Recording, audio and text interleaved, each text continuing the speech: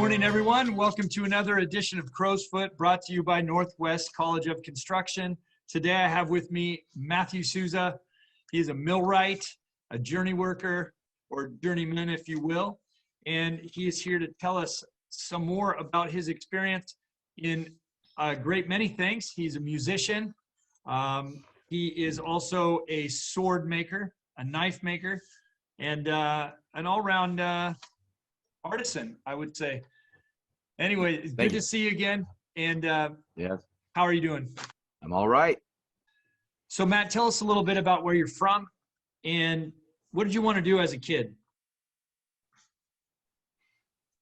Okay, well, I was born in the Bay Area, San Francisco Bay Area, but my folks moved me up into El Dorado County in the Sierra foothills when I was about 3, me and my sister. And I remember being shocked that there were like 2 TV stations and no sidewalks, but I got used to it quickly, and they gave me a bike. And so Zane and I lived the rural childhood. It was nice. It was really good. Growing up, I wanted to be an astronaut. Maybe more on that in a bit in my line of work. And then as Zane reminded me, when I was in high school, I wanted to be the president. And for that also, there is still time. And then I spent a good amount of time playing music with Zane and some of our friends. When I was about 30, I entered the millwright trade. I had learned to weld from my dad, and that was sort of like a stepping stone into the steel industry or the steel construction industry. And I kind of fell into that job. I didn't even really know what I was going into. Upon becoming a millwright, I had only really heard the term and didn't even realize that that's what I was going to do. And 15 years later, here we are. Nice. What about the knife and sword making? I know that before you got into being a millwright, if I remember correctly, you were already working on making your own forges, and you started making knives and swords. At least that's how I remember it. Maybe you had already started your apprenticeship, but tell me a little bit about that and what's the overlap there? No, I have to go back to that. I want to say I was like in my mid-20s. According to my folks, I had been like making little fake knives when I was very young, like 7 years old. Just a passing thing. But when I was about 26, honestly, I don't know. I got into it to make weapons. I mean, that's why I started. And of course, now that I'm older, it's an art object, but it's a primarily a weapon. We all had done martial arts growing up in our generation. That was normal for us.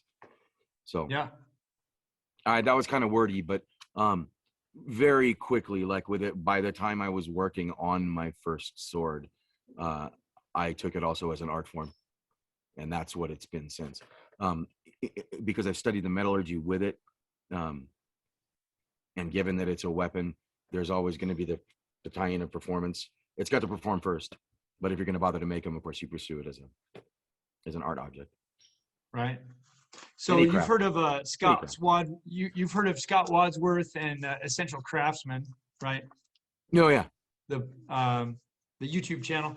So I interviewed Scott just recently. I'll put up our interview there. But he makes some awesome Damascus steel Bowie knives, Bowie knives. Sorry. Sure. And makes all kinds of knives, but really cool stuff. And he always reminds me of you and how long you've been working on this stuff and your sword making. And you sent me some of those photos. And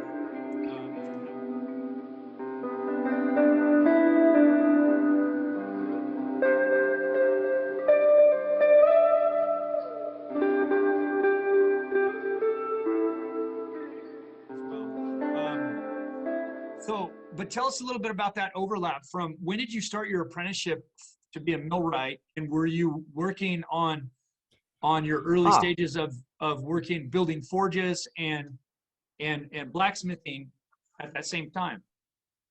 Yeah. Okay. So I would have been 26 years old when I was starting to do the knife making. quickly, that was sort of the dawn of the internet for me. I saw some forged designs and gathered materials and was fabricating to get those done. I was using grinders, stuff that I would, as I was picking up the tools and building the tools, I was working as a vet tech, a veterinary technician. And I remember at a certain point working all the hours and not making a lot of money. The idea sort of dawned on me that I could be running a grinder for, let's say, $30 an hour. This would have been 2004, 2005. It was just this inkling that I had. And then I went in and took a little bit of welding at the local community college. I want to say I took a semester of it, and that was good. And within that time, I began making connections and got hired on at a shop for the company that I still work for. But what got me going into working in welding and steel, welding isn't all of what I do on the job, but it's part of it. That came from the work I was doing with the blade art. Got it. Or that inkling to pursue something in the steel trade. Got it. So full circle here. As a kid, you want to be an astronaut. Of course, that, probably inspired by Han Solo. Oh yeah. Space Right? fighter pilot would have been the preferred position. Exactly. And of course, you're never going to do anything like that in NASA. Maybe today, maybe you can talk to Elon Musk. Yeah. Maybe he's got a right. Spot there may be you. A need for industrial mechanics in space. We all say we do it. Absolutely. Yeah. So so you went to become a millwright, which, as you just said, is an industrial mechanic. And you're blacksmithing, you're working on building swords, knives. So, coming full circle, how has that worked out for you? I would say that it was a lot of cross training. I know a little more about what's going on with the metal probably than your average millwright. And that's just neat for my part. And in my trade, same as yours, the good ones, and that's most of them, are always interested in understanding the process or understanding what they're doing more so that they can do it better. So I can share some of that, but more than anything, being a millwright has informed my craft work, my knife making and all that. Being able to build all my equipment, knowing how to look at what I need to do and not really knowing what machine or device or forge or whatever needs to be done, needs to be built. Going on the steps of problem solving on the job, what we do all the time, right? Looking at what I needed to accomplish and looking at the parts or resources available and filling in the blanks and building them.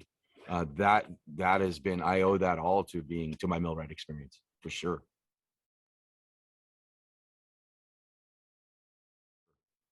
Right. I wouldn't trade it for anything. I think it's made me a much, much better maker. And also being in the trades like this, you get an appreciation for like the performance of the tool you're making as opposed to just the art. Okay, so you're problem solving, and you were saying that informed you as to how to be a better quote unquote tradesman. Yeah. Give us some more depth there. What does that mean? So flesh that out for me. Right. Okay. So speaking to anybody who's just coming in and just coming into the trades,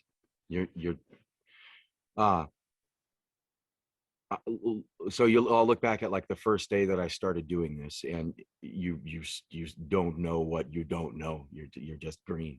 But let's say, so I'll bring on, first job, I come on with a crew, and in my trade, one of the things we might do is go to a factory or a plant and completely demolish part of it, move it, and either install some new stuff or set up new machinery or move the whole plant that we demolished to another location and set it back up again. Now, at any point during that, you're going to look at a machine and be like, we're not going to be able to get it through that door, or we're not going to be able to get it straight across the floor. And so you have all these tools and you learn, and you're guided by your experienced guys at every step when you're new. So you get it. But all day, every day, we're looking at things like that, like, the way you'd obviously go to do it, pick something up and move it, isn't going to fly. Something's going on. All of our jobs have, spatial complications, or, and so, and it comes with experience. After a while, your tools, your processes.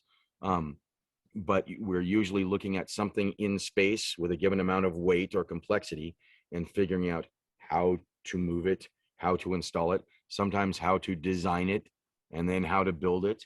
And because we're sort of far in the field in my line of work, there are shop workers too. A lot of times it's like, how do we do it with this junkyard material or this toolbox full of equipment? And it comes with experience. Now, at 15 years in, you're pretty much cruising on the idea that I know I'll figure it out, or between me and the crew, we'll figure it out, and we do. Right. And that's part of going in and learning to keep your cool, and that part's enjoyable. But there is always that feeling of wonder what we're going to learn today, what we're going to figure out today. Okay, we ride this.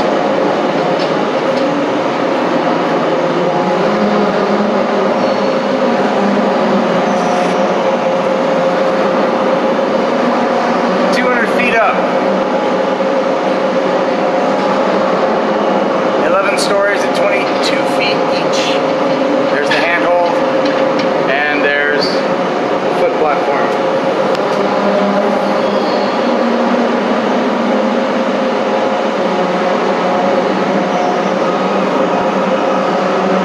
And that's the way down. It's just a given. That's in any trade. That's what you'll learn. And again, when you're just beginning, you have no idea. You can see a few pictures of what you're going to be doing, or have some idea, or if your family was in the trade or something.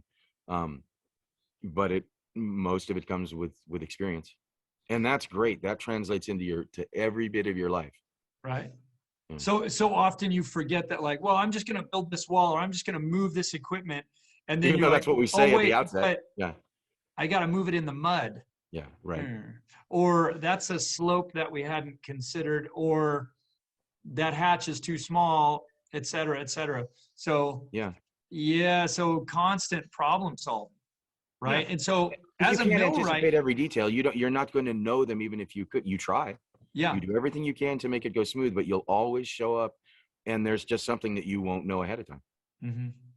And that's fine. Right. That's the way it works. Right. Literally, that is work. Right? Yes. Figuring it out. So as a millwright, though, you guys are doing a lot of kind of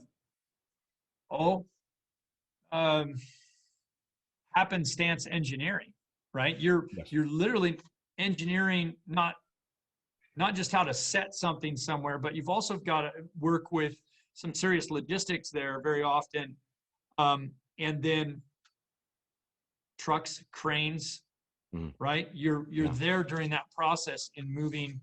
I think probably everything from towers to what? Tell us some of this. What are some of the bigger things that you've had to move or set in place or connect, or give us some more understanding about some of these bigger jobs you've done? Okay. So to frame this, millwrights overlap into every trade that we can. We're kind of always sort of a small industry anyway, whether union or not. There have obviously been non-union millwrights for thousands of years, right? Full disclosure, I'm in the Northern California Millwrights 102. It's great, but you don't have to go that route. And across the country, across the world, millwrighting is a varied industry. Edit at will. So some days we're working at a food processing plant. Some days we're working at a water treatment plant. Now I'm working at a rock plant. They just make rocks. But we've also done dam repairs, anything structural steel where we might overlap onto the iron workers. So let's say we're putting together a tomato processing plant. That's something in California that we do quite a bit of work on. So we'll do the structural steel, huge I-beams, bolted connections, and there'll be a few stories high. And then there might be steel, like stainless steel piping or stainless steel boiling vessels. So there may be a pick that's, say, 20 feet high, 4 sides, I-beam structure with piping and a vessel already bolted in. And that's a 100,000-pound pick, and we'll lift it up a story or two. And so you're up there in a boom lift, making those connections while the crane is picking it. And we're careful. That's just, you plan it and you run it because you're doing it all the time, but you're careful. And you try to do it smooth and with style. So we also worked on a radial gate dam. You can look that up, but gates will come up like this on a swivel arm and down to control water flow.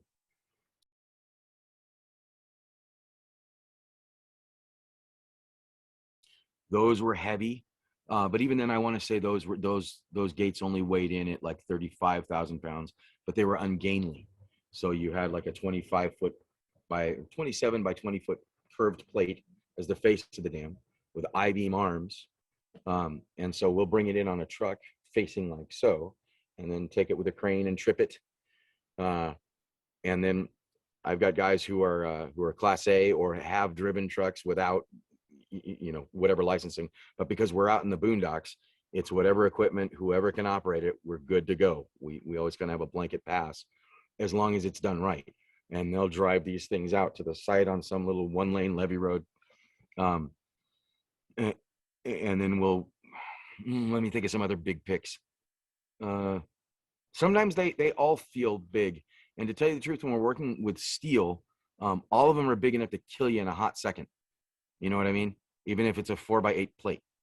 And there's wind to consider, there's height to consider, there's always your pinch points. You want to stay in a safe place. And so that goes with something that's small and weighs a couple 100 pounds,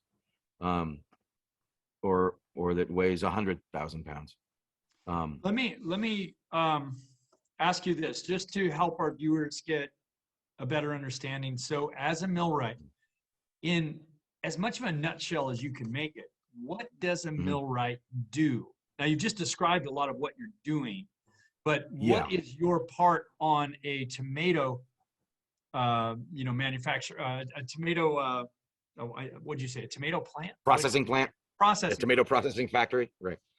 And then you're basically, right now you're on a stone processing plant? Yeah. Narrowly speaking. So what is it that the millwright is doing there?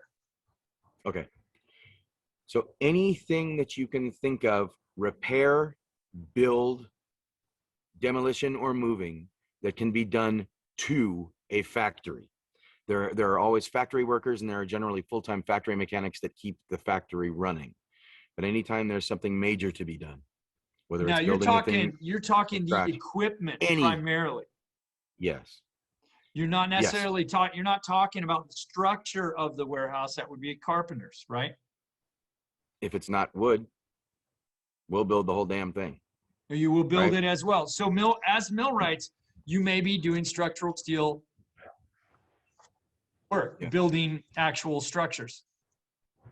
Yeah. Got it. No, and I know that you guys are totally capable of that. But in my view as a carpenter, I think of carpenters coming in and because we handle steel all the time, right? So yeah. Oh yeah, yeah.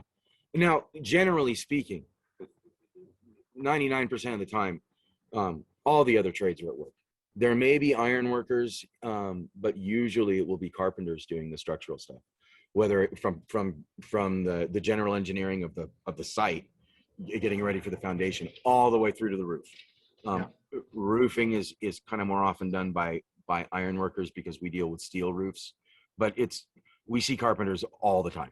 Carpenters and electricians probably more than anyone else we're working next to.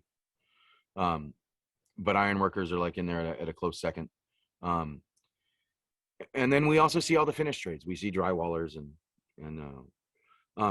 but if you can just think of like the functional bones and organs of the factory, that's all us. Right. So again, back to your your real super focus is on conveyor machine. belts, Yes. processing equipment and machinery, right? Yeah. And the maintenance of that as well. Is that correct? Yes, although more and more factories are having their own mechanics and will show up to do something that takes longer than a day. General maintenance is done by full-time employees of the factory. Something should break and they need to get it fixed now to stay in production, and that's what they're there for. If there's some sort of long-term project or whatever, that's when they bring us in, something that may last weeks or months. Well, your Yeah. particular crew. So I mean, the person who's there on site with the warehouse or the company, they could be a millwright, but they just happen to absolutely, yeah. be there to do maintenance. Whereas your They're a crew full-time comes in, employee, they have- of course. Got it. Okay. Yeah. Oh, yeah. So factory mechanic, even the full-time factory mechanics employed by the factories, they're generically called millwrights, the same as us. Right. Got it. Yeah. And that's an Yeah. industrial mechanic, right? Yes. So is effectively what the millwright is. All right. Yes. Yeah. Many titles, but the same job. It's just varied, and it's varied if you become a millwright, you'll find that you'll get a lot of variety. That's the neatest thing about it. In your line of work as a millwright, working with the union, what's your take on, meritocracy? What's your meritorious culture? And maybe tell our viewers a little bit about what it means to, be a part of a meritocracy, in your words. There's about 2,000 of us in Northern California. We've got this sort of proud history of building like the industrial backbone of the country, just with factories. That's, the United States industrial might has always been like a point of pride. Because we're so small, union and non, there's just not a lot of us. And we pride ourselves on being high-speed hardcore. That's part of the millwright culture.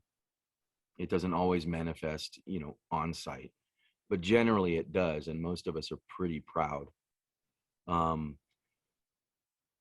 You will find that you stay working if you're good, and if you are not interested in working hard, smart, fast, you will go find something else to do. That's how it works. Or the industry will find something, find a way for you to leave, right? Yeah, there's just not a lot of room for, and it's not really a problem. Okay, now I will say this, coming through the apprenticeship, also because the industry is so small, I hope I don't get canned for this. There's a fair amount of nepotism, you know what I mean? And those guys are either able to step up and mature and prove themselves that, okay, my uncle's the superintendent. Dude, again, I'm talking like even in my area, which is like a lot, Northern California millwrights is like a pretty big group of millwrights. I went through the apprenticeship and I'm glad I did. Could have learned it on the job. I could have, and you do. Our apprenticeship is like a week every few months we would go to school. There are still some things I was glad I went to school for. Education is paramount. Learning from your experienced dudes, that's how it's done, and then getting out and doing it, and it's great. The ones who could walk the walk stayed in and became good, and there were plenty of guys who I thought I had no interest in working with at all. And I'm assuming they either were weeded out or got their act together and did the job. It's a cool job. It's fun most of the time. Right. But I came into it without really like any sort of family connection or anything like that. So I was just like, well, this is a job where I'm going to go and I'm going to do it. And you prove yourself of sorts, you know what I mean? But you mainly just do it by being interested in what you're doing and learning and being interested in doing a good job. So anyway, to the meritocracy question, again, we're so small, and the time pressure is always there. It is in any trade. The overhead expenses, and even then we screw up. That's something you're going to have to learn to live with that too. But that's all part of it. But for the most part, we pride ourselves on being good. Right? Yeah.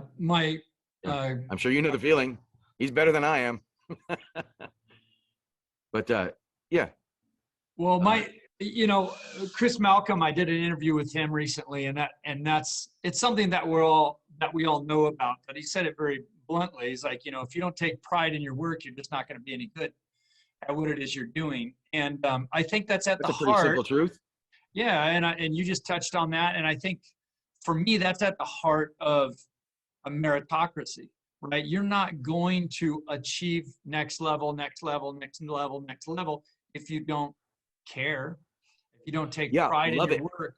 It won't. You're not going to love it every day, but in the long run, love it. Yeah.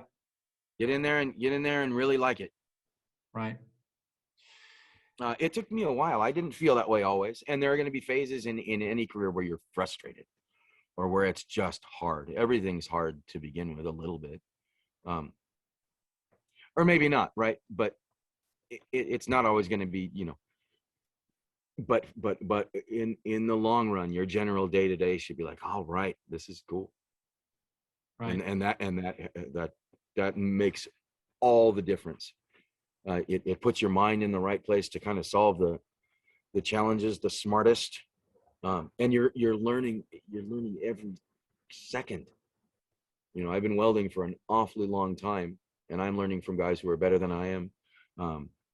You're always working on a way to less effort, more production. And that's just as a point of pride, but also as like a point of real joy and like becoming good at something. That's a good point too. That brings up with me, you want more production, right, with less work. Okay. Now, that being said, I've always found that, and it's just like anything, when we actually get good at something, we have more output fairly easily, right? Yeah. But as soon as that happens, we load ourselves up with more work, right? So talk to us about that a little bit, because it's not something, people think in platitudes very often, you know what I mean? They think in these platitudes, like, well, I'm going to reach a certain level and then it's going to kind of be a vacation from there. I think that's a total myth. What do you think? Yeah, and you don't want that. That's if that's what you think, change what you think, and that's fine. In carpentry, you have a master level, as I understand, and all that, and I think that's an unofficial thing. But it comes, let's say you're 40 years in, now you're a master carpenter, right? You've been doing it that long. You did it because you loved it, and you've kept at it because people kept hiring you. You were good. In my line of work, there is no master millwright. You're an apprentice, and then you're a journeyman. And any journeyman can be a foreman, and we're all foremen from time to time, given what's needed. But I have so much variety in my line of work that I'm not even going to do everything that a millwright does. It's same with all of us, but we're especially known for that. The millwright saying for centuries is that we're a jack of all trades, but that we're not really known for being masters. Although with our attitude as the jack of all trades, we all think we're the best at everything, because half the time we're the only guys doing a certain trade. Who else you got to do it, guys? Hey, again, that's taking pride in your work. That's a part of the culture. That is a part of that meritocracy. Yeah. And sometimes you're scared about what you got to do, and so you're up there, you're talking yourself up just to get through the job sometimes, and that's how it works. That's okay. But no, don't. What you want to do is you want to aim for the idea that it is fluid, that you will always be learning. That's the way it works, and that's totally cool. I can't imagine doing it. No one who takes a career to heart would think that they reach a point where they're leveled off and it's easy, because then you're not improving. Well, I don't know. Maybe someone wouldn't think that, but I think it's plenty possible. of people might think it, but no one does it in practice. No, Yeah. no one does it in No one practice. does That it well in practice. No. I would agree that that's true. And the other, there's this part of a lot of young people I see. I have a sense that they think, well, I wasn't that great in high school, or I don't want to work too hard, so I think I'm just going to go over to the trades and get an easy job because it's dumb people work, right? Like you don't have to have brains to work in construction. That's kind of an offhanded. Well, we knew better because our folks had done this. Our families were in the trades. That's how it worked. But there is a societal attitude that was there when we were kids as well. That you can't be dumb in this line of work, or you may get killed. Right. And no one will let you around them. But you're not watching this video because you're interested in staying stupid. Zane and I have both been stupid from time to time. I'll admit it. I know he will.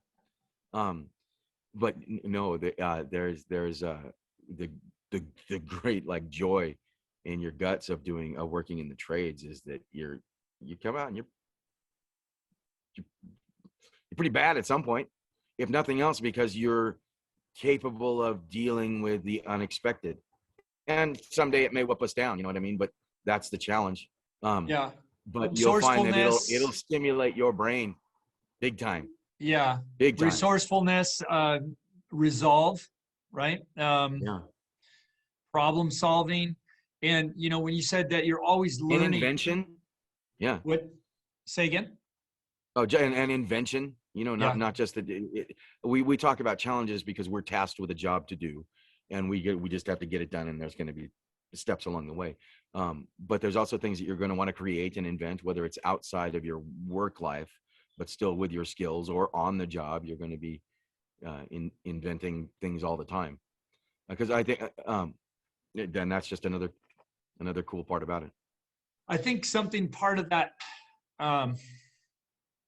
part of the culture is also that in your little community, you end up becoming very resourceful problem solver there as well, not just at your job, but in your community, your neighborhood, your family unit, your extended family, right? I mean, that's one of the benefits, one of the perks, I would say, of being in the trades is that there's a value. There's value there that you can share. What are you doing right now for projects for your, with the blacksmithing? Or what do you like more? I mean, I know that the millwright, the millwright occupation brings you a regular paycheck, but I know that you've been into blacksmithing for quite some time now. And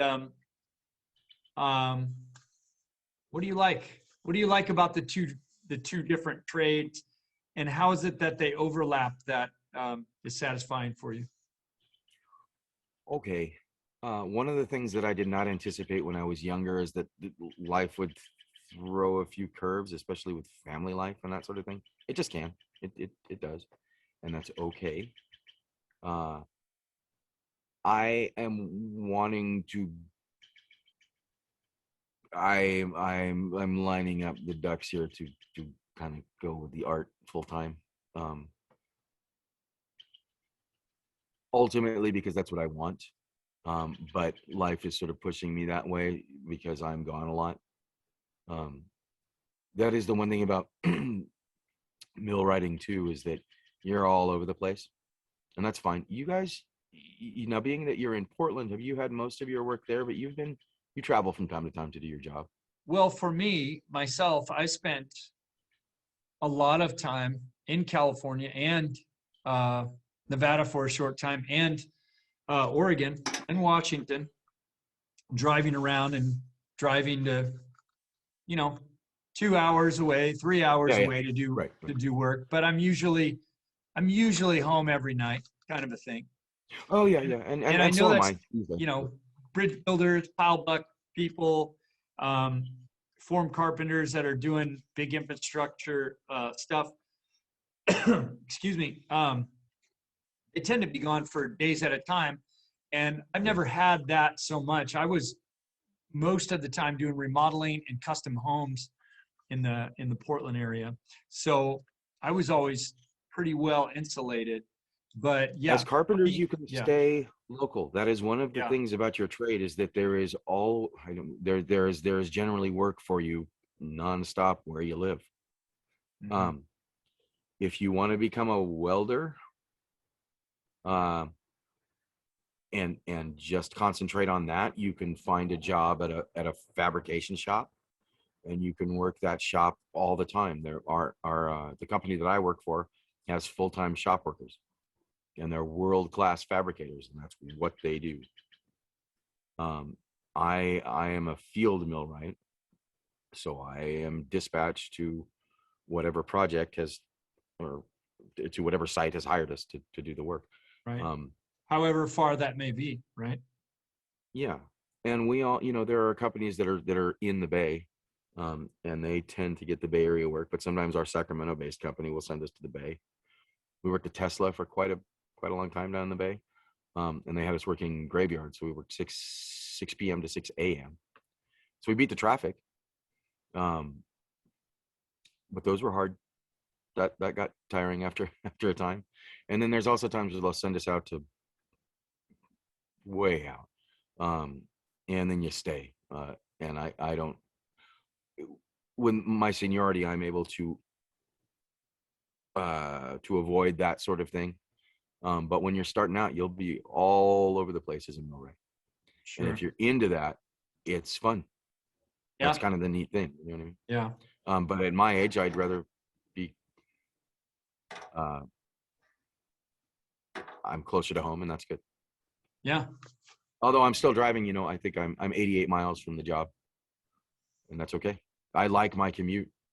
Right. I enjoy that time. So I commute now to come in to the school even here. So yeah, it's that's part of it. You make it so you like it. yeah, And if you exactly. don't, then there are ways to work closer to home. Yeah. You know what I mean? You Yeah. got to sort of make your life the way you want it. You're always you're meeting life, kind of in the middle, or you're but I was getting away from anyway. Throughout your career too, you're going to end up with all kinds of different circumstances, and sometimes you're down with them, sometimes you're not. You learn from them all, and you also adapt, and you make life adapt to you too. That's all part of it. You're meeting it where it's at, but you can also make your own way as best you see fit, and invent sort of a life path within your career. Mm-hmm. We're getting existential here, but that's huge. I think you'll find that most guys, when we're on the job, I'm working with a guy who's 4 months away from being 30 years in, and he may or may not retire. He is learning all the time. You'll always see this look. He's a little quicker than us in coming up with things because he's seen so much. But a lot of the focus, when you're not down in it, is how your life and your work life are blending. That's huge. We don't really talk about it. But understand that that's going to be part of your working life. Get good with it. Understand that it's going to be a process the whole time, and own it and love it. Yeah, that's a great point. I try to impress on apprentices to hone in on their overall quality of life that they want to achieve, and Yes. to recognize that it's not just work life, home life, et cetera life. It's all life, and you've got to learn to embrace all of that, right? And once those things, like you said, are blending nicely, you're going to do your best work. Yeah. And you're going to be more steady. You're going to be a better employee. You will be a better employer if that's what you're doing. You'll be a better boss, supervisor, foreman. Yeah, that's a big deal. And as a craft person, you want to take it as living your life is a craft. And all this is part of it. All the parts of your life will inform the others. It's holistic. But when I say own it and love it, I don't mean take on something you don't like and then try to gut up and own it and love it. that would be like false cheerleading. No, but I get the sense that you are saying to embrace your choices. I mean, Absolutely. And the idea that you're always able to adapt. Okay, there's something that you're not into or you don't like about this. Get good with it and make the change, or make the adaptation, or build what you need in your life, or the structure of your life. You know what I mean? With work and all of it. And that's just a part of maturing too. And that's a natural blended aspect of being in an apprenticeship program, because you're always learning. Of course, we're always growing. And so you've got to integrate these things as you move forward through your career path. And if you just balked at everything that you didn't like, well, hey, you're not going to do too good in that meritocracy, are you? So there's a certain amount of recognizing and owning your choices, right? And having some accountability and some responsibility to those choices. Okay, and I should bring up, I feel like that's what you were touching on. That's why I spun on that. So I just 4 years in, I couldn't stand what I was doing. I was frustrated. I was frustrated with my skill level. I was frustrated with where I was. I was frustrated with not really blending in with the people with whom I worked. They were all fine, but all of these things were weighing on me, my home life as well. And I remember I was just like, what am I doing? I was just like, this isn't. But that was also sort of a trough in the ups and downs. That was the frustration that comes sometimes. That was a pretty low point. As I learned and I strengthened all those sort of muscles of life, but also learning, I was coming into like my journey level skill set. And that's actually kind of a pretty heavy lift, in terms of like your growth. And I wasn't liking it. And then along came a job where circumstances had changed. I was working outside. I know that was huge. I love working outside. And I was in a place where it was all screaming and hollering all the time, cussing. You know what I mean?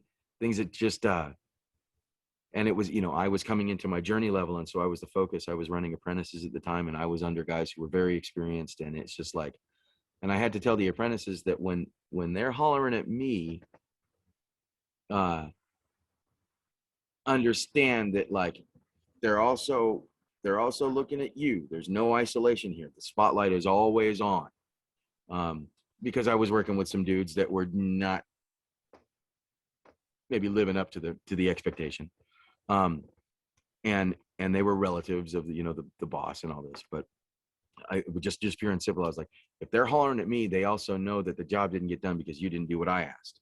And so now I'm getting it from them because I didn't perform and present them with a given amount of work or a given quality of work or whatever that they were asking me. So it's all connected. All the experienced guys know what you're doing and what you're not doing, and they'll let you do it, but just be good. Be, what's the word? Be there to do a good job. And I hated that part of it. And that's a strong word, but it's true. But I remember when I left that job, I was like, but that job was pretty cool. I liked the work we were doing. And then, things will work out, and you try to keep an open mind and a good attitude. And I think things sort of, you notice where the opportunities are there with an open mind and a good attitude. And so I was able to bridge it into newer jobs. Not all of them have been great, but I've met really good people. And then I've enjoyed most of it since. But there were times where I was just low, not liking it, and that may never happen to you guys, coming into it. You may be smooth and steady. If you love every job you've been on, then you clearly haven't worked. Right. I mean, if there's not if you don't know that yet, you will soon. Yeah, if you don't know that yet, it's coming for you. Yeah. And those times are hard. They shake you. But that's exactly, those things will shape you. And those things that, and I joked around with Malcolm the other day on this, is that, talking about being a sadist as a tradesman, and there's some truth to it, but you have to recognize that it's similar to working out in a gym or Makes you achieving on, yeah, achieving on any level, whatever that next level is. You already have identified that you're not where you want to be, so you have somewhere to go. But we always shoot ourselves in the foot, and I mean as humans, especially in present day, it seems like we want to just rush through a process and gain that title. And I just love that about the trades, that that's not possible. You literally have to prove what it is you do. I think it's normal for all of us to have that expectation that you're going to get to some place and it's going to be smooth sailing, like you're going to reach the level of mastery and you're just going to be there. I think that's a normal expectation for all of us, even though that's just not the way it works. Now, the neat thing about it, again, is in the line of work we're in, really, if you're dedicated, but you're going to get that, I got to dive into what? I got to dive into a pond of, this or that in my line of work. We come out stinking in ways that I'm not going to describe. Sometimes it's just grease. That's clean dirt. There's some ugly dirt when you're at a sewage treatment plant. You know what I mean? Yeah, I got it. And I've done that once, and that's enough. But plenty of grease, plenty of dirt, plenty of grinding dust. And those are the times where it's like, when you're doing it, you're like, whoa. But luckily, you've learned after enough years of experience that you're like, when I come out of this, I got like some experience that's made me strong.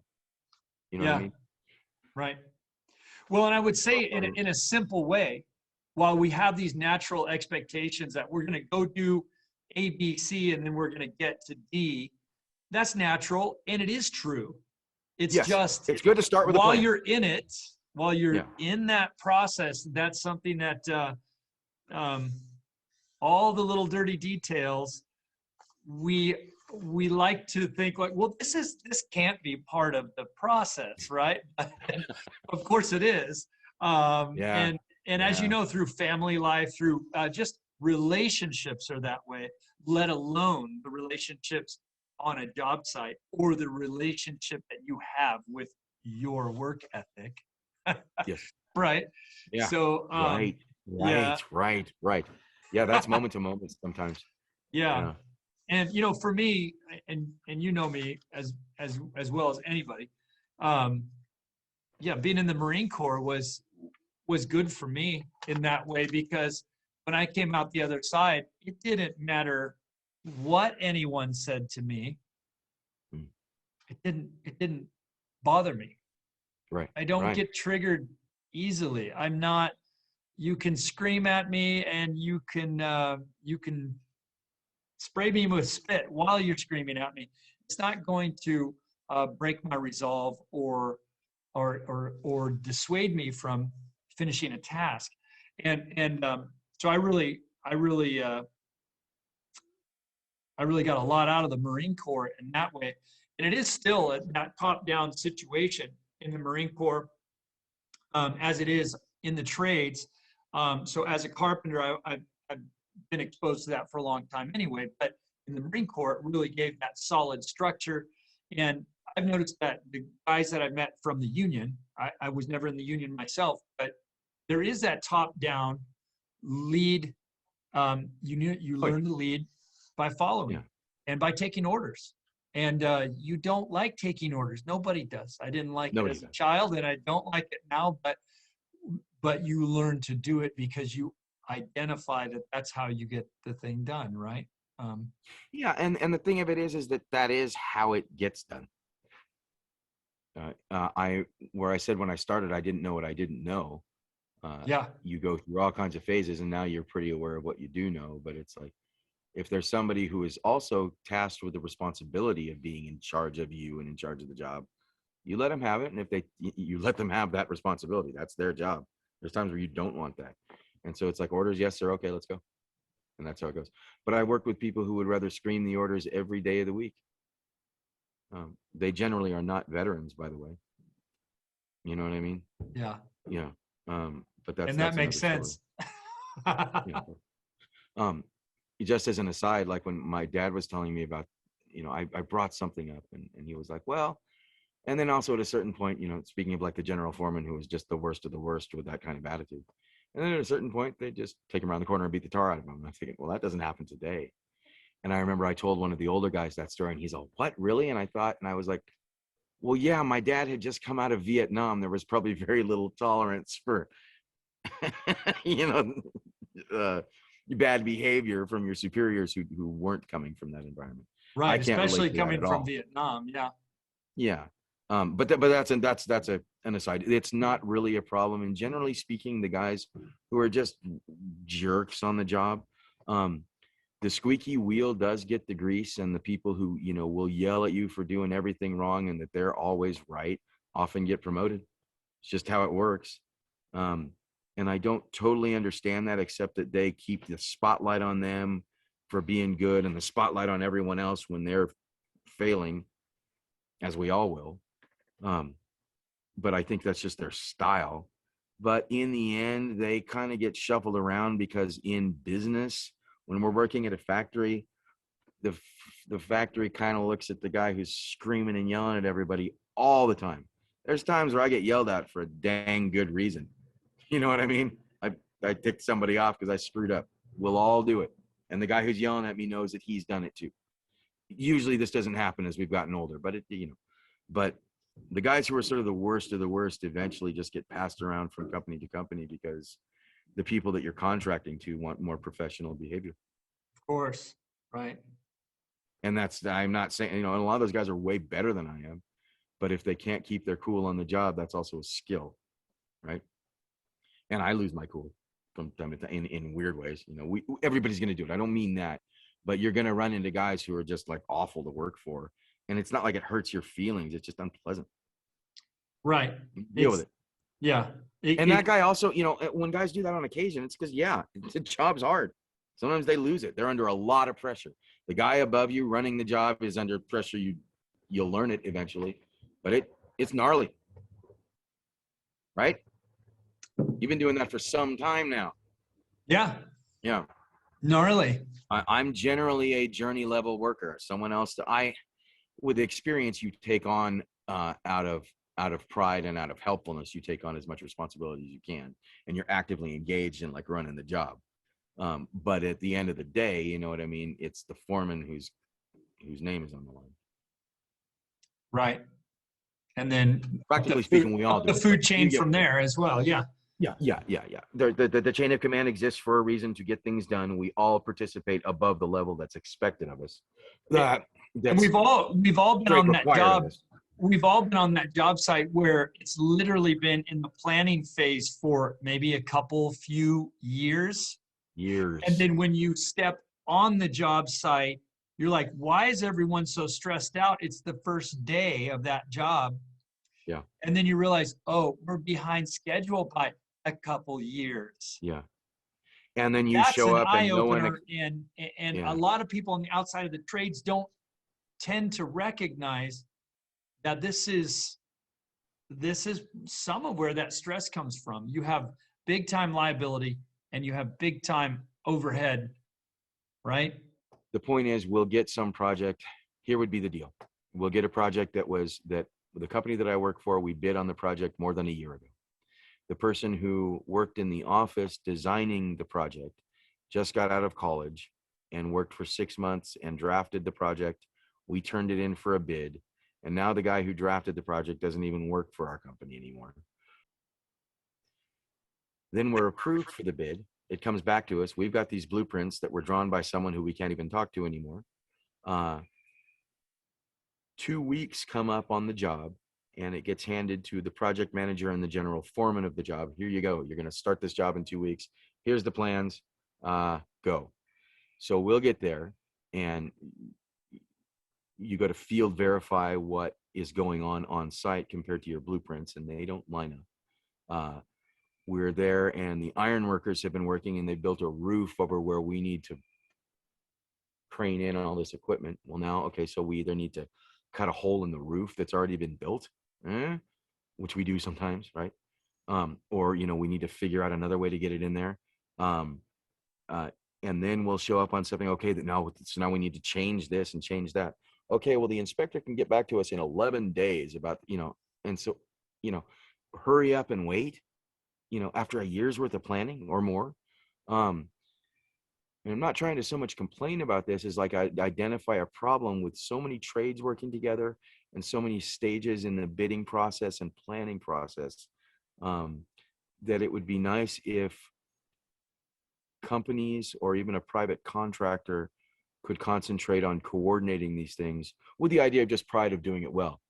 Such and such construction management helps get the job done. I'll show up, I'll coordinate between the electricians, the ironworkers, the carpenters, the masons, the millwrights, etc., on a given project. Well, so in my world, that's called integrated design, and it's part of being a general contractor. Yes. And I mean, I guess you could say if it was just solely a paper contractor, then you are there to be an intermediary between. Now, see, that's the weird thing. We work under general contractors all the time. Anytime there's more than like 5 of us on the job, we're generally working under a general. And this is what we deal with. Now, some of them, okay, at plants and factories, those general contractors are like clockwork. They have us running well. All trades. There's times where we're up against each other, but we get it done, right? Yeah. Those aren't issues. Okay. You know some of these big names and they know how to run those, but when we're working public works, it's a freaking mess. I mean, like 2.5 years of projects like these, we're just like, have any of these ever gone right? Well, now we have a culture of institutionalized people who make their way into the industry or into the construction world. And they may have spent some amount of hours understanding how to run estimating software.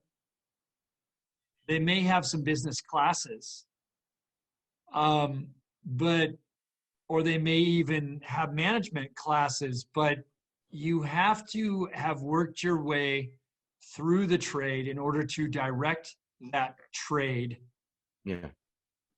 And so in order to be a fully integrated design on a really, really big project, you're going to need, you need that Mustang individual, that person who's worked through the trades and has become an executive officer for each of those trades, answering to someone who's probably well on in years as the overarching director of, you know, these logistics. That should be that general contractor should be bringing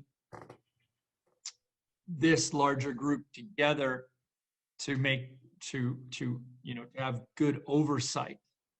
But I think we're in a situation here where we have institutionalized, educated people, if you will, coming in that are not necessarily trade savvy. Yeah. Well, we need to find these people who are qualified, because we're all very much frustrated when we're on these jobs at all levels, at the level of your guts, at the level of your pride, at the level of just like your frustration of just like wanting to be able to get the job done, at the level of being laid off for 11 days until, and we all find work. That's not the point. But also with the idea that we're building these things for the state that we live in. This is my home. And you'd rather have some pride in the process that, like California, where I live, can like get the job done instead of looking like they just do not have their act together. And I don't mean when I say public works, I don't just mean the state. This could be city, local, any of these things. Ironically, I imagine if I went down to Jackson, the town where I live close to, they probably do have it together. It's a small town full of tradespeople. But you get a little bigger, and there's so many just. And that's the other thing, is that you look at it and there are so many layers of consultants. I know I'm beating the old drum here on this, but when you see it in action, it's maddening. You know what I mean? Yeah. That's going to require a cultural change, but what might help is having people. What might help that is building an industry that creates its own market for like really competent, comprehensive construction management for large projects. Agreed. Okay. So let's work so on that. That's all about mindset. That's all about that's bringing really, I mean, that's where our old breed need to be now. They need to have worked into these positions now, but that's not necessarily what's happening these days. We're nudging our 54-year-old foreman into that sort of thing. We're like, you're going to be like the field verifier liaison. Come on, man, and trying to keep him on. Yeah. You know, easy to say for us because he probably wants to retire. It's incentive, right? Yeah. Yeah. Yep. And yeah. Well, in a place that doesn't value work, doesn't value the crafts like it used to, that can be rough sledding, eh? Yeah, the people who are coordinating these projects are not. They're not from our line. That's just how it goes. Yeah. But they should be, and they will be. We'll make that. And eventually, there has to be a breaking point where somebody's going to be like, "Dude, we need somebody that knows what they're doing in this field," as opposed to the. Believe me, I'd love to have gone and become an electrical engineer. I'm not disparaging college or anything like that. Any craft that you pursue with your heart, you know, and all that, is great. Yeah. But there is that strange arrogance that I'm encountering in the field of people who come in making a disaster out of a job and they haven't worked in the field. Yeah. Just it's natural issues with bureaucracy. That's an age-old issue, right? More than right. Again, same old story. So for some of our apprentices, what would you recommend a new apprentice to focus on? Okay. Any trade whatsoever, your trade, my trade, whatever trade, just an apprentice. What should they be focused on? Okay. When you're first coming in, that's going to be sort of like the hard time for any of us. No matter what your attitude is on the outside, there's going to be times where you're just going to be uncertain and all that. Come in eager, and that sounds like it takes effort, and it does at first, but it just makes it easier on you in the long run, because you'll find that you'll begin to enjoy the job quicker, but it will also give you the energy to get through hard days when you're first learning. Come in eager to serve. That is your job as apprentice. Your attitude has nothing to do with the job. You're there to do as you're told because they need you to do it, and just take it as yes, sir. All right, and do it. Military, right? Enthusiasm right now. But that attitude will just make you happier in life. It'll make you way happier on the job. You'll learn better. So take it as that. And then don't fight it. You know, you're going to get tools. Embrace that too. Buy all the tools you can afford. Buy the best stuff you can afford as you go. While you're in your early apprenticeship, build it like you're building your career. Focus on it and get it done. That is, again, you started on the path, so just go for it. And your apprenticeship will be over before you know it. It seems long while you're doing it, but you come out with skill, you come out with know-how, you come out with a pretty gnarly set of tools. That's cool too. So embrace it. And again, I'm not trying to be all embrace it gung-ho. Yeah. Sometimes you got to like gut up to do that. You don't want to do it, but you do it anyway. You know what I mean? Right. Really, well, it's like just take it as all right. I'm going to do this, and you'll get far that way too, and you'll come out of your apprenticeship with more skill because people will be teaching you more, and they'll trust you with more, and in the big picture, that's good. Yeah, no, that's I like that. Basic it's stuff. super. That doesn't really go for millwrighting or anything else. It's just. Well, I think it goes for apprenticeship across the board. You said just. I would hope, yeah. Bring that enthusiasm, that eagerness, and be ready. Put you're talking about setting your mind up. So it's if you've got to go to work at 3 a.m. in the morning, you have your clothing set up, your lunch is already made, you're ready to get up, get out of bed because you know it's going to be hard and you're going to go. And you're going to make it there, and you're going to make sure you have all of your stuff with you, right? So yes. I like that. It's just a super pragmatic approach, and I think it's so necessary because if you don't knowingly get your mind right to do something hard, you may not ever build that muscle to deal with things that are uncomfortable. Right? Yeah, I can speak to that. Like I feel like that's what you're saying. Yeah, no, that's absolutely it. Because there are times, again, I early in the interview, I said, there's times where I hated this. Yeah. And again, strong word, but it's pretty true. But that's okay. I learned from it.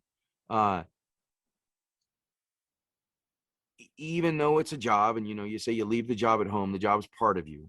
A little bit is in the back of your mind, So come the end of your day, plan your day the next day. It makes it that much easier to do it well. And even though it seems like effort, and it is,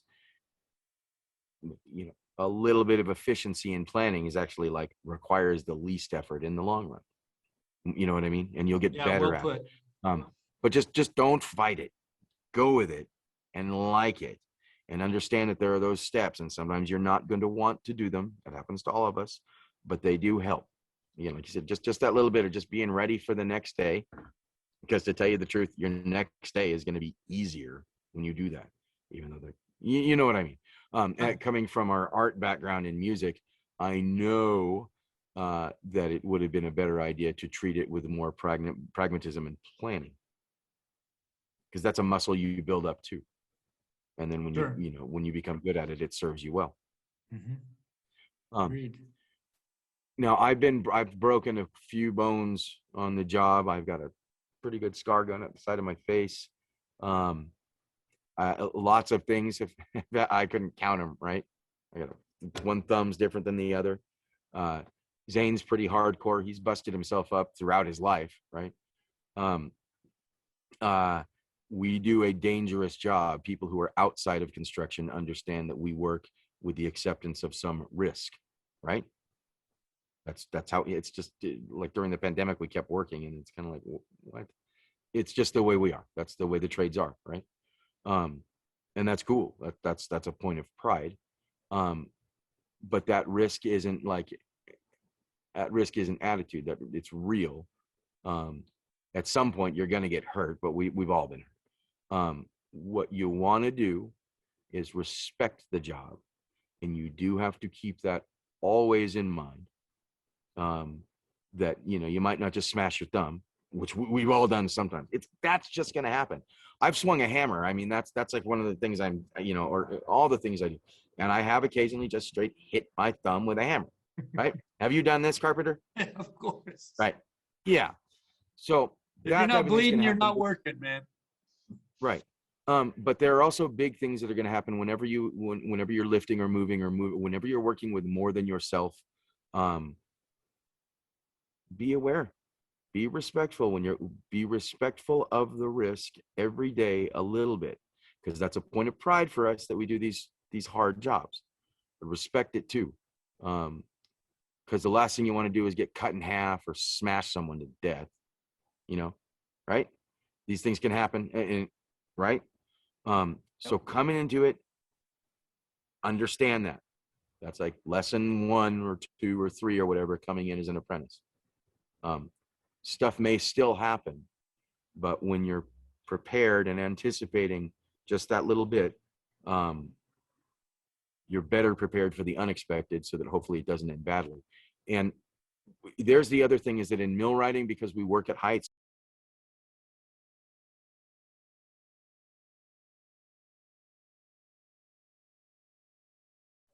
with heavy things, I work with like a really good safety officer for our company. They weren't always like that, but I got in with a guy who was like a 35-year like concrete mason, just a good dude. And he comes out to the jobs with us right when we start, and he's like, "Wow, man, you got to do that." He's like, "What sounds like a safe way to do it?" And we spend a few minutes, like 15 minutes at the beginning of a several-month job, just kind of looking it over and sort of brainstorming a procedure. And we do have specific requirements, but I won't get into that because every job is different and every trade is different. But getting with a plan of how to do things smart and then sticking with it lets that part of your brain follow a procedure, because procedures are good sometimes. That way, the conscious part of your brain, when you're on the job, is ready for the next thing that might happen, which is unexpected.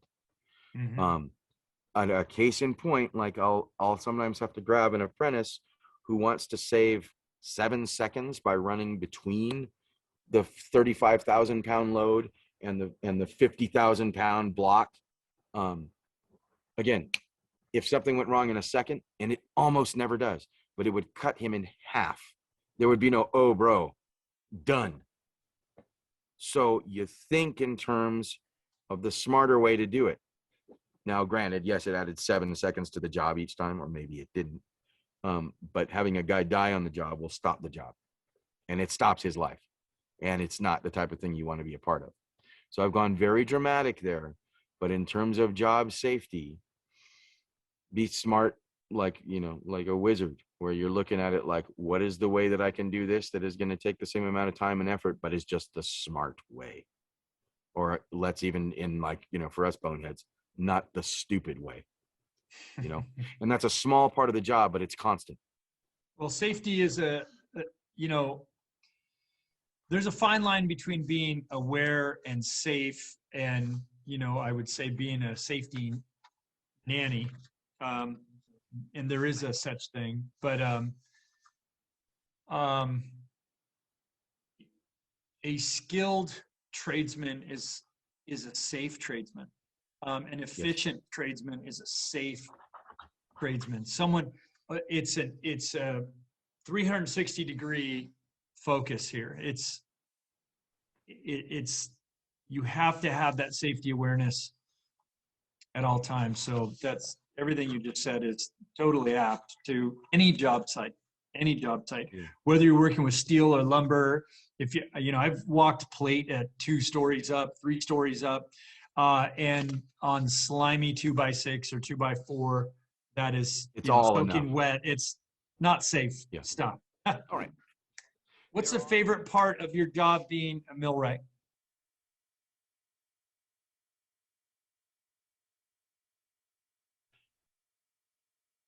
I like the problem solving, show up, can do anything, even if I don't know it. Nice. But I do like, that's probably the main thing. What is it you like the most about blacksmithing? Okay. Mind's eye vision of what the product I'm going for is, and then starting with something, and it's here in the physical, and the whole time I'm walking it toward the vision I've got. And sometimes the vision changes as I go, but I'm really sort of trying to, and as I'm going, I'm trying to clarify, using the word trying, but like I'm clarifying the vision. Sometimes I just have to let it come. Sometimes I have to concentrate on it, but I know it's there, and I'm working with something in the physical, and every step is walking toward the artistic vision. Yeah, you're shaping steel. Very cool.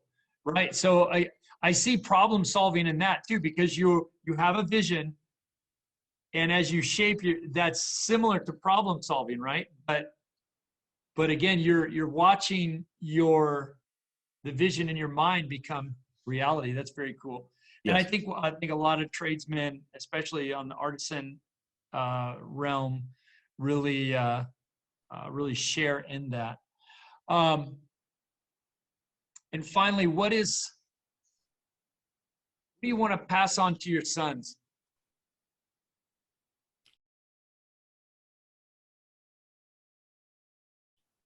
Well, Jake has learned to weld, and that was neat. He's so monkey see, monkey do and I've had to keep him kind of close, especially when school was out. So I was building some forge stand or something, and I'm welding, and I'm like, okay, I'm like, you know what? You've watched me do it, right? Here you go. And that's the neat thing about having talented kids. You're like, what? So he's there. Now you've stick welded, right? It's not the easiest thing to start to learn. You get it. And he's all, and he strikes an arc, and I'm like, what? And then I hear him, he's like, oh, I blew a hole. And I'm about to say, yeah. And he's like, oh, no, wait a minute. And he fills the hole. He's like, oh, I got it. And what? But I try to give him more the attitude. I don't think he has any problem with aptitude. I'm just trying to guide him on, like, he's aware that the world is gray, and yet you need to stake your claim in life. And he's big on that too, but sometimes he gets weighed down by it. So I just like to pass him just the idea that you can do it moment to moment. You don't want to burden a kid by telling him that life is moment to moment, but sometimes that's what they're ready for, So, and with my daughter, with her, it's kind of like, just go, girl, because everything mechanical, when I built her bed or whatever, it's all stuff that's all bolt together.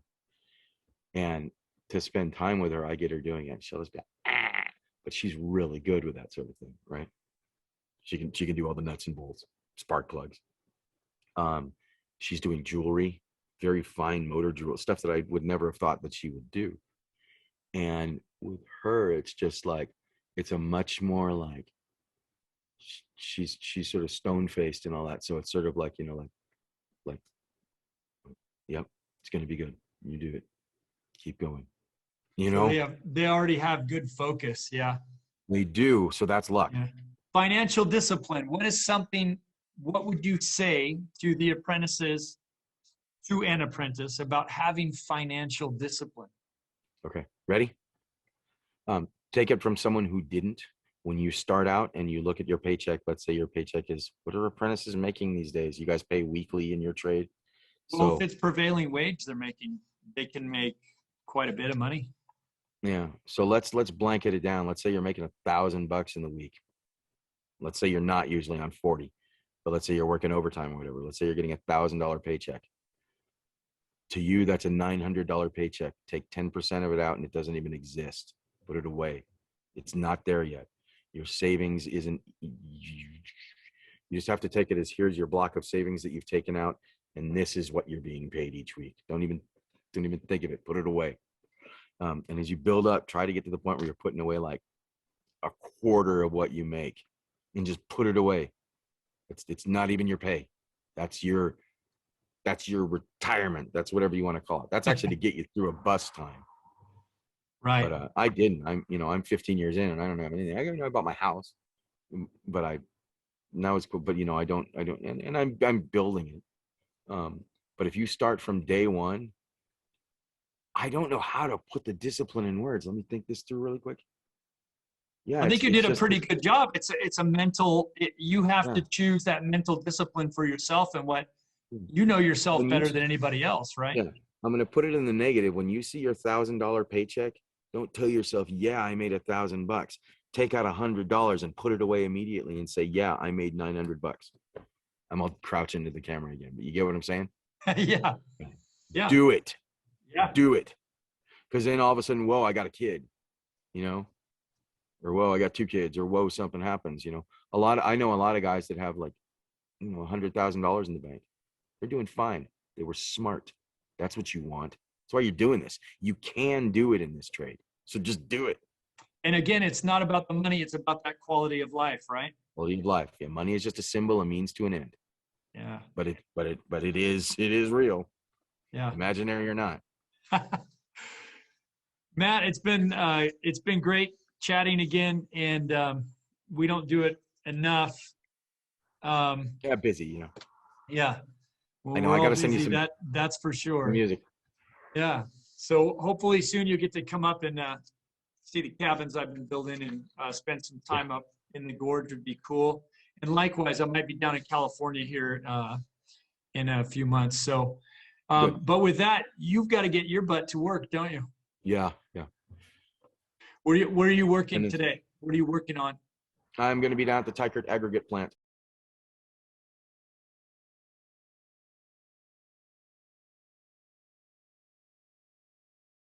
I'm allowed to say that. Yeah. Okay. Working on the rock hat plant. you're wearing today. Yeah. Putting together a conveyor or something. Okay. Right on. Well, Sometimes stay safe, right? Yeah. Stay sane. And any final words? Well, if you're watching this, you're already on the right path. So stick to it. Love it. Understand that it's going to be hard sometimes. And overall, it's going to be good. I like it. All right, Matt. Get to work, Zane. huh? Yeah. Till next time. Till next time. God bless.